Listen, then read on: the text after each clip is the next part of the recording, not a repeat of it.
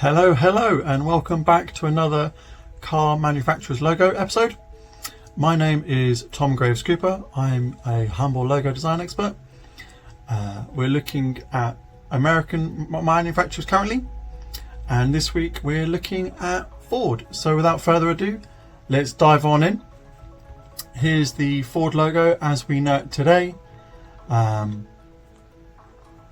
couple of minor points I'm not hugely keen on. The little join between this horizontal and vertical, this little loop, it doesn't join, but the fact that this O starts down here seems illogical with the flow of the script typography here. And again, the way that this joint, so the R isn't joined here, it's halfway down this O.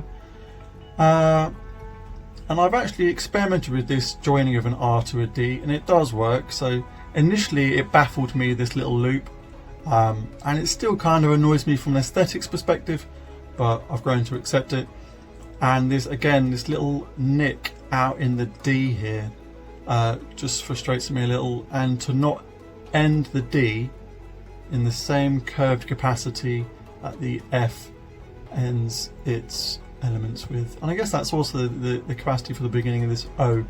But anyway, that's my critique of this logo. Let's, as always, look at the history of it. So something like this. And I mean, the very first logo is very traditional in lots of ways. Working through the years, I'm a real fan of this conjoined elements of this Ford logo. Obviously there are components which I don't think work with it, but yeah, and then we're going through and we start to see more and more of what we recognise today. We go for this odd little phase in the 60s, and then from 65 or so, that is pretty much as it states, that is how it is today. And yeah, then they go for a metallic phase, a slight gradient, etc. So as always, as I said in previous videos, I've been looking forward to this week's video because I get to actually experiment with hand-drawn typography and calligraphy.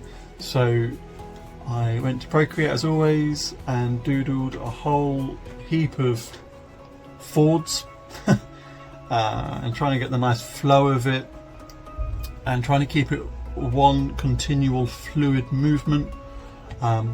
Coincidentally, with doing a traditional script version, I've also done a slightly more contemporary version where I took a grid of circles, as you can see, and I used them to guide my pen tool.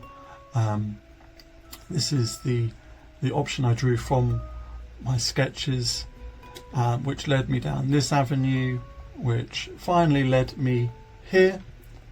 And you can see these are the script version and these are the contemporary version. And let's have a look at these in comparison to the actual Ford logo. So here are the three in situ, in series here. As always, boys and girls, let me know your thoughts. I'm all ears. Thanks for watching. And next week, do you know what? I can't remember what company it is next week, so you have to check it out in the comments. But please drop me a message as to which one you prefer, if it's the original, if it's the traditional reimagination, or the contemporary one. I'd love to know your thoughts and feelings. And yeah, thanks again, and I'll catch you next time. Take care. Bye bye.